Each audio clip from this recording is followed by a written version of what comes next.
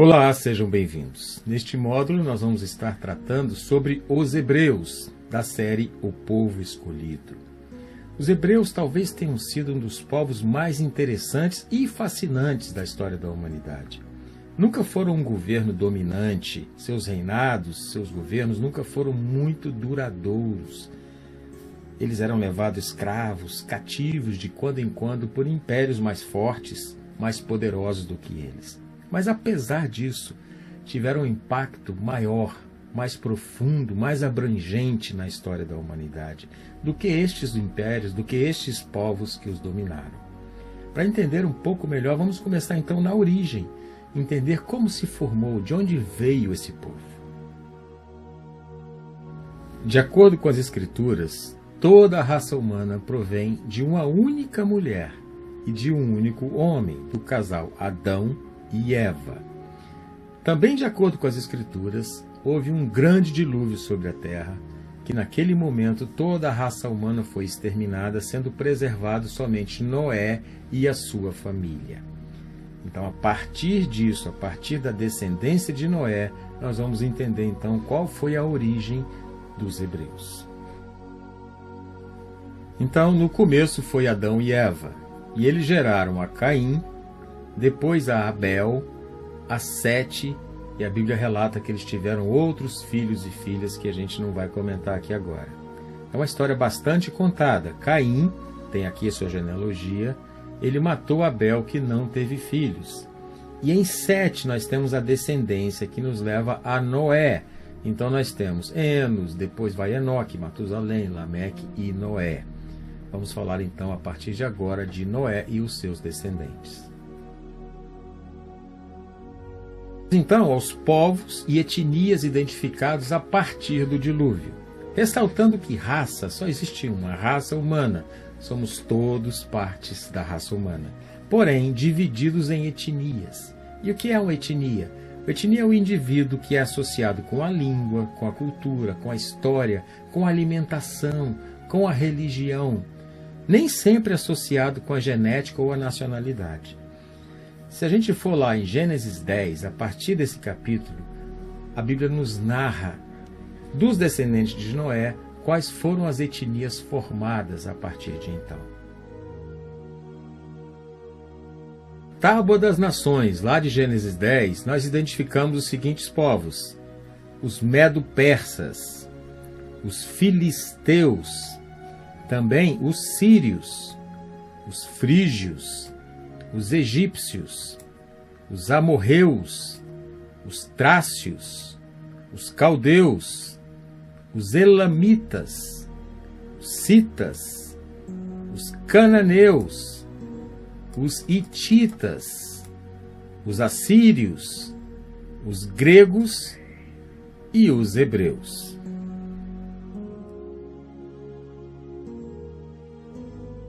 Noé, descendente de Sete, que era filho de Adão, ele e Enzara tiveram 3 filhos. Enzara, esse é o nome da mulher de Noé. Noé e Enzara geraram a Sem, a Cão e a Jafé. Podemos ver então aqui, atualizando os povos e etnias baseados em seus ancestrais, podemos ver então que os hebreus pertencem à linhagem de Sem, assim como os caldeus, os assírios, os elamitas e os sírios. As outras linhagens de Cão e de Jafé não é interessante para nós agora, nós vamos falar sobre eles em tema mais oportuno. Mas os hebreus, eles são oriundos de Sem, uma pequeniníssima parte de Sem, mas eles são de raiz semítica. Vem comigo aqui, lá em Gênesis 6, 10. A palavra diz assim: gerou 3 filhos, Sem, Cão e Jafé. Esses filhos foram gerados antes do dilúvio. Eles entraram na arca, percorreram todo aquele processo junto com Noé, saíram da arca e a partir de então, eles geraram esses filhos que formaram essas nações. Gênesis 9, 18 e 19 fala assim: os filhos de Noé que saíram da arca foram Sem, Cã e Jafé. Cã é o pai de Canaã.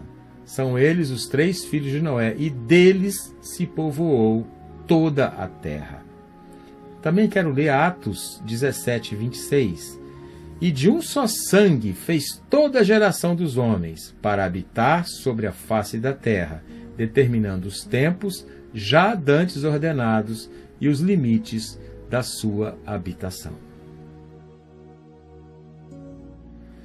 Então, desde que saíram da arca, Noé e sua família, eles permaneceram por 10 gerações, é muito tempo, hein? Por 10 gerações, eles permaneceram como um só povo, uma só nação na face da terra.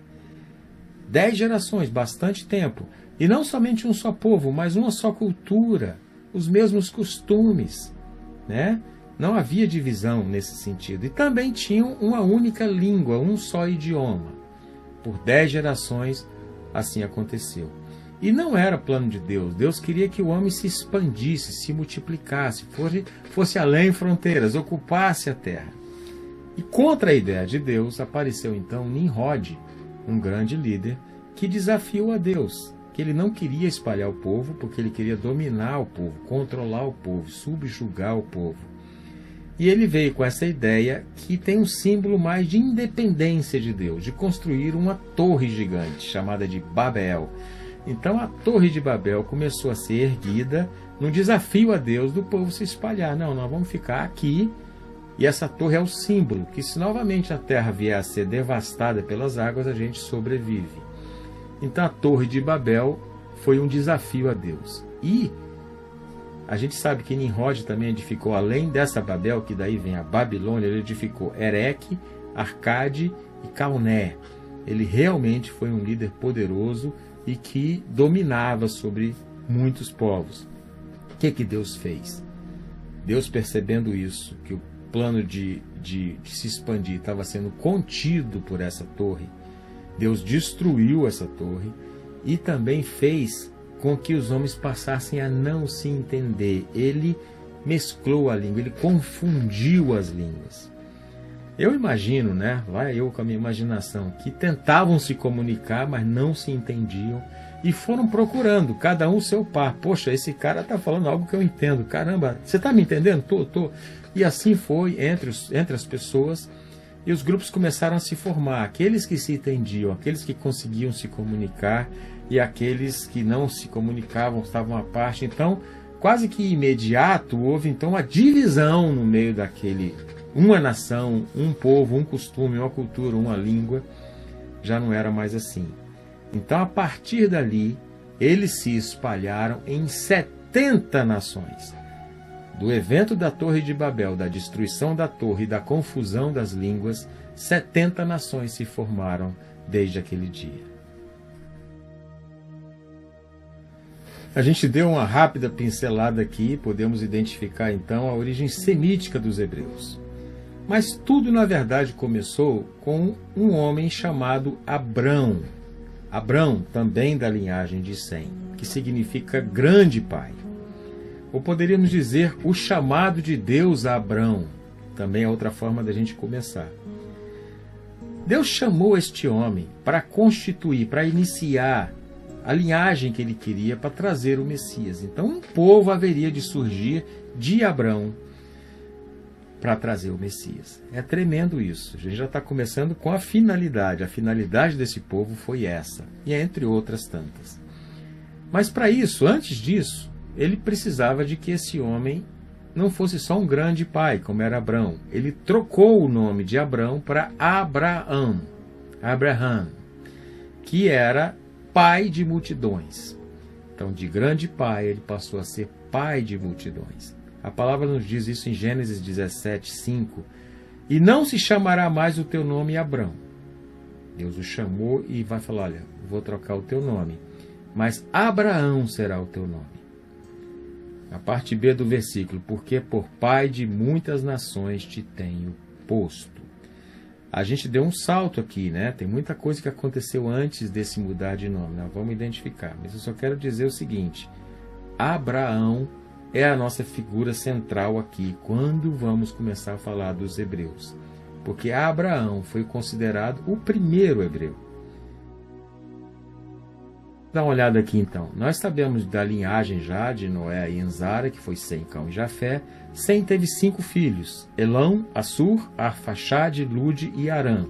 De Arfaxade, nós temos a linhagem que vai a Abraão. Então, Abraão é um semita vindo por Arfaxade. A Bíblia não fala por que foi que Deus escolheu Abraão. Se Abraão fez alguma coisa para merecer esse chamado, ou se esse chamado foi sem merecimento. Não é identificado nada. A única coisa que a gente sabe é que Deus foi a este homem e o chamou de uma forma bem direta. E ele, também não se fala da justiça, mas ele demonstrou obediência e fé desde o primeiro momento. É impressionante isso.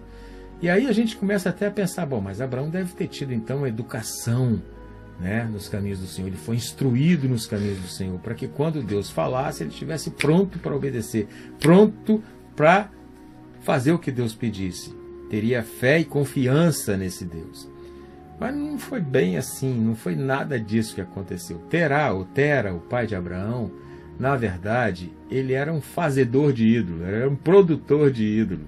A palavra diz em Josué o seguinte, quando Josué estava se despedindo do povo, isso já mais à frente, Josué 24:2. Então disse Josué a todo o povo: assim diz o Senhor, Deus de Israel, antigamente, se referindo ao tempo de Abraão, vossos pais, Terá, pai de Abraão e de Naor, habitavam da além do Eufrates e serviram a outros deuses.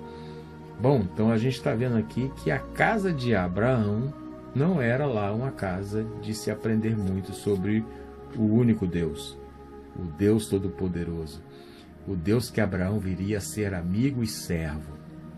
Bom, então o que fez então esse homem se tornar um símbolo tão poderoso de fé e obediência, que inclusive é colocado como o herói da fé, na galeria dos heróis da fé lá de Hebreus. Mais tarde a gente vai ver um pouco disso.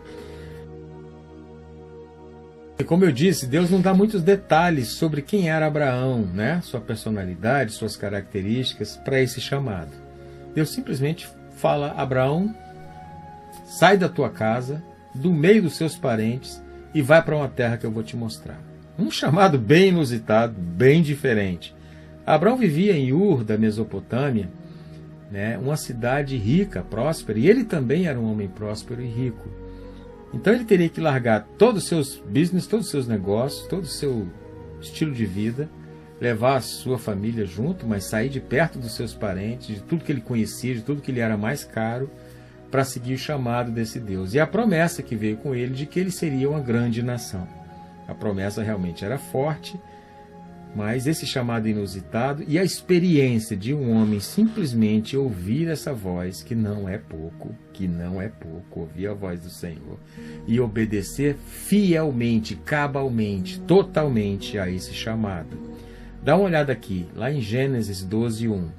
Então o Senhor disse a Abrão, ainda era Abrão: sai da sua terra, do meio dos seus parentes e da casa de seu pai, e vá para a terra que eu lhe mostrarei. Era uma coisa definida, pronta, palpável, para algo que não era palpável, algo que ele não entendia. Ele não tinha latitude e longitude. Vem cá, que terra é essa?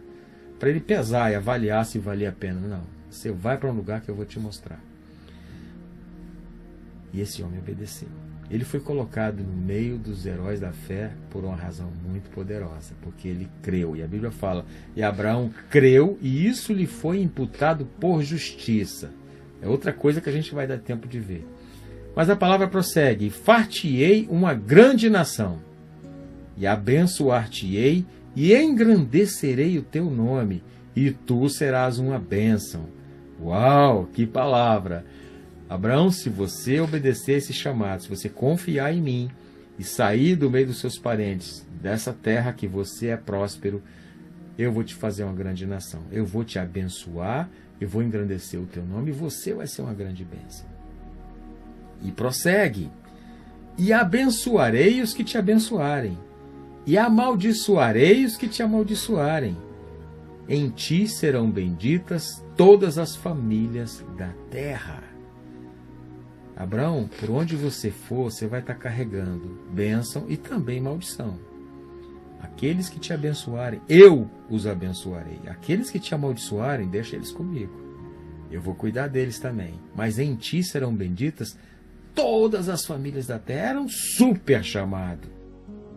Gênesis 17, 4 e 6. E te farei frutificar, dar frutos, grandissimamente. Uau! E de ti farei nações, e reis sairão de ti. Que chamado é esse, hein? Que chamado é esse? Esse foi o chamado de Deus a este homem Abrão, que morava em Ur da Mesopotâmia, também chamado Ur dos Caldeus, vamos entender qual é essa correlação. Uma cidade próspera, rica, uma metrópole da sua época, para largar tudo que lhe era mais caro e partir para o invisível, né? Para esse chamado, para a palavra de Deus sobre o seu coração. Vai que eu vou te mostrar o que vai acontecer. Bem, agora vamos ao livro de Hebreus, que fala da resposta de Abraão ao chamado que ele teve do Senhor, de sair da sua casa para uma terra que ele haveria de conhecer depois. Hebreus 11:8 diz assim: pela fé, é muito importante esse comecinho, pela fé, Abraão, sendo chamado, obedeceu. Que lindo, que poderoso, pela fé, não por nada concreto. Não tinha nada concreto. Pela fé, Abraão, sendo chamado, obedeceu, indo para um lugar que havia de receber por herança, e saiu sem saber para onde ia. Uau! Que coisa mais tremenda, né? Saiu sem saber para onde ia. Não é o que Deus disse que define, é o que ele respondeu que define a fé, né? Dá uma olhada nesse trecho em Gênesis 12:8, voltando agora para Gênesis, que diz assim: e tomou Abraão a Sarai, sua mulher. Era Abraão e Sarai, não Abraão e Sara, haveriam de receber novos nomes.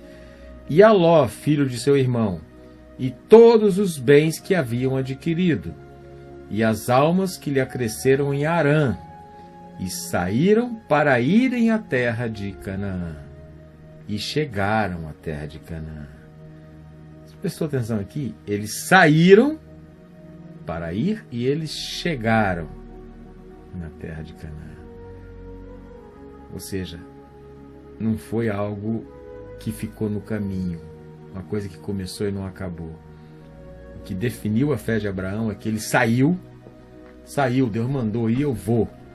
E foi, e chegou, né? É tremendo isso.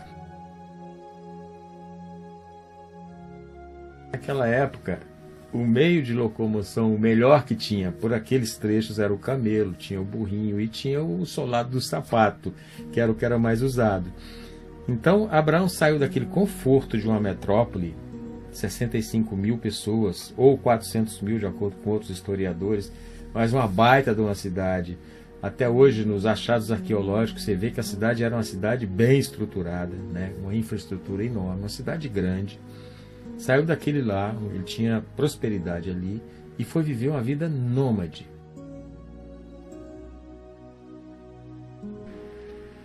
A jornada desafiadora de Abraão começou provavelmente no final do segundo milênio a.C., 2000 anos antes de Cristo. Abraão e sua família deixaram a cidade de Ur, que fica no sul da Mesopotâmia, e chegaram a Harã, percorrendo 960 quilômetros aproximadamente, a pé, em cima de jumentos e camelos, uma grande comitiva de pessoas e muito rebanho. Permaneceram ali até a morte do pai de Abraão, Tera, ou Terá. A Bíblia não especifica o tempo que eles permaneceram em Harã, mas após a morte de Terá, o pai de Abraão, eles saíram de Harã em direção a Canaã, percorrendo 650 quilômetros aproximadamente, e se instalaram no vale do Rio Jordão, na chamada Crescente Fértil, na região hoje denominada Palestina, no atual Israel. Ficaram em Canaã por um tempo até que uma fome rigorosa veio sobre a terra e saíram de Canaã e desceram ao Egito, percorrendo 320 quilômetros aproximadamente. Depois de não muito tempo, Abraão retornou a Canaã, só que desta vez sem Ló. Ló, sobrinho de Abraão, se separou da comitiva devido a discussões entre os seus rebanhos, os seus pastores, com os pastores de Abraão. Mas Abraão voltou para Canaã com toda a sua família, com todos os seus bens, e ali se estabeleceram novamente na mesma região do Vale do Rio Jordão. Após uma vida nômade, se estabeleceram então no Oriente Médio, que se tornou o berço do povo judeu e também do povo árabe, ambos filhos de Abraão. No entanto, o termo hebreu foi associado somente ao povo judeu e não ao povo árabe. Talvez porque Agar, mãe de Ismael, de onde vem a nação árabe, ter proveniência egípcia, portanto não era semita.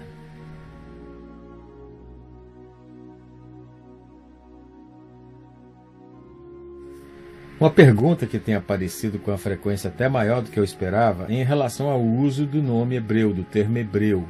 Se eu devo usar, se eu posso usar, ou se tem uma opção melhor, devo usar israelita, judeu, ou israelense, semita, o que eu vou fazer, né? Qual é a melhor designação? Bom, resumindo no início é o seguinte: hebreu, judeu, israelita se refere ao mesmo povo, são os descendentes de Abraão, Isaque e Jacó. Mas existem nuances, e aí a gente vai tratar delas aqui rapidinho antes de fechar o módulo. Hebreu é a designação dada pela tradição judaica a todo aquele que vem do povo da promessa, os descendentes de Abraão, Isaque e Jacó. Eles são chamados de hebreus. Mas de onde vem esse nome hebreu? A primeira vez que hebreu é citado na Bíblia é direcionado a Abrão, tanto que a gente falou no início que ele é considerado o primeiro hebreu. E foi naquela situação de uma guerra, quando Ló se separou de Abrão, né? Ló se meteu em confusão lá em Sodoma, numa guerra que estava havendo entre os reis da Mesopotâmia com os reis de Sodoma e Gomorra. Ele foi preso, capturado. Um escapou, foi a Abrão dizer: olha, Ló está preso, está precisando da sua ajuda. Isso está lá em Gênesis 14, 13, diz assim: então veio um que escapara e contou a Abrão, o hebreu. Aqui foi o lugar onde ele primeiro foi designado de hebreu, recebeu esse nome. Bom, Ivrim, em hebraico, significa o que, na verdade? O que significa essa palavra hebreu? Eu peguei 3 variações rápidas para a gente passar, existem outras menos importantes, as mais conhecidas e mais usadas são essas 3. A primeira significa lado oposto. Lado oposto de quê? Lado oposto do politeísmo, adoração a vários deuses, mais de um Deus. Os hebreus eram aqueles que adoravam um único Deus, eram monoteístas, então por isso eles estavam do lado oposto. A outra vem da raiz hebraica avar, e quer dizer do outro lado do rio, quer dizer travessia. Travessia de quê? Travessia do rio. Se você era um cananeu que morava em Canaã, nativo de Canaã, nasceu ali, você designava aquele que veio do outro lado do rio como hebreu. Dá margem a outros povos, né? Qualquer um que viesse do outro lado do rio seria chamado de hebreu. De qualquer forma, é uma das designações, aquele que veio do outro lado do rio. E ainda os descendentes de Éber. Éber, quem era Éber? Éber era um trisneto de Noé. A gente falou dele aí, na linhagem de Noé. E diz a tradição que Éber foi um dos que se recusaram. Ele recusou-se a participar da construção da Torre de Babel. Falou: não vou nessa, estou fora, isso não é uma coisa legal, isso não vem de Deus. E aí, em Éber foi preservada a língua hebraica, hebraico do hebreu. Então, a designação de hebreus vem dos descendentes de Éber. Bom, como eu disse, é mais conhecido o termo hebreu como o povo da promessa de Abraão, Isaque e Jacó. E os israelitas? Os israelitas são aqueles que são chamados e designados no Velho Testamento como os filhos de Israel. E de onde surgiu Israel? Deus de Abraão, Isaque e Jacó. Jacó teve uma situação com Deus, uma situação de contenda, uma história poderosa, maravilhosa, que Deus trocou seu nome. Ele não se chamou mais Jacó e passou a se chamar Israel. né? Jacó, o trapaceiro, né? Alguma controvérsia, uns dizem que não, mas enfim. O fato é que Jacó passou a se chamar Israel. E os filhos de Jacó, os filhos de Israel, foram denominados de os israelitas. Ele teve 12 filhos, as 12 tribos de Israel, e também os seus descendentes foram assim chamados. Simples assim, israelita, filhos de Israel, que era Jacó que recebeu esse novo nome. O termo judeu está associado a Judá, o quarto filho de Jacó, uma das 12 tribos de Israel. Durante muito tempo, Israel foi um povo unificado, e Saul, Davi e Salomão governaram sobre as 12 tribos de Israel. Depois se separaram, 10 tribos foram para o norte e 2 para o sul. As tribos do norte, capital em Samaria, as tribos do sul, capital em Jerusalém. Passou um tempo, os assírios vieram, dominaram o reino do norte. Levaram cativos as 10 tribos de Israel, retirando-as da região. Mais um tempo, os babilônicos vieram e dominaram o reino do sul, e levaram as tribos do reino do sul também em cativeiro, tirando-os da região. Judá retornou do exílio para Jerusalém, voltou para a região, e passaram a ser chamados de judeus, judeus de Judá. Inclusive, a região recebeu um novo nome de Judéia. Isso foi assim no início, mas depois, como várias pessoas de várias tribos voltaram para a região, nós vamos explicar isso bem melhor quando a gente falar sobre as 12 tribos, quando a gente falar sobre os reis de Israel, tantas outras coisas em módulos diferentes, a gente vai entrar mais fundo. Mas por agora resta saber que judeus hoje não é mais só relacionado à tribo de Judá, mas a todo o Israel.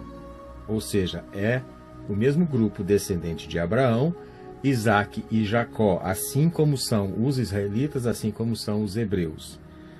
Então, judeu associado à descendência de Abraão.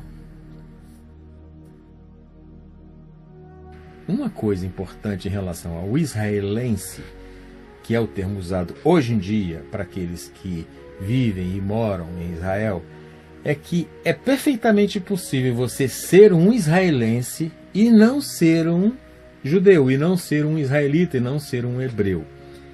Não necessariamente hoje o israelense tem ligação com o povo da promessa, o Deus de Abraão, Isaque e Jacó.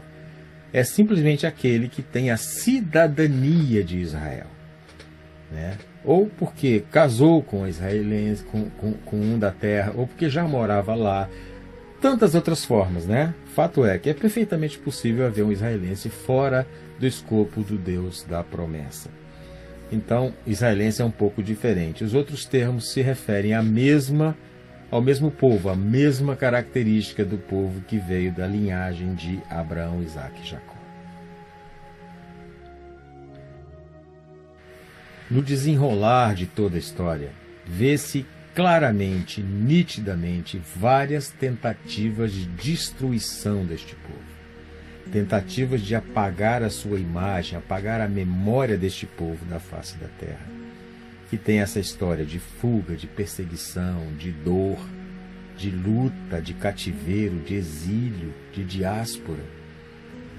E tem sobrevivido. Tem sobrevivido e tem conseguido preservar a sua língua, a sua cultura, a sua identidade. Eles são ainda hoje adoradores do Deus de Abraão, do Deus de Isaque e do Deus de Jacó.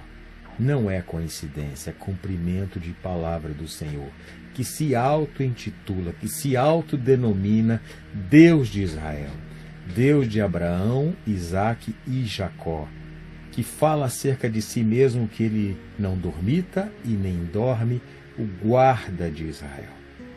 Bendito seja o Senhor Deus de Abraão, o Senhor Deus de Isaque e o Senhor Deus de Jacó, de Israel.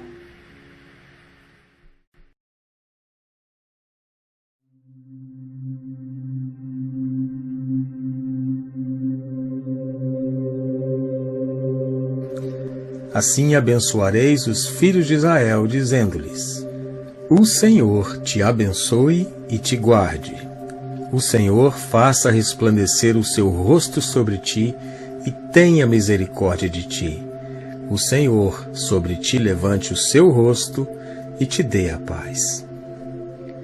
Assim porão o meu nome sobre os filhos de Israel, e eu os abençoarei.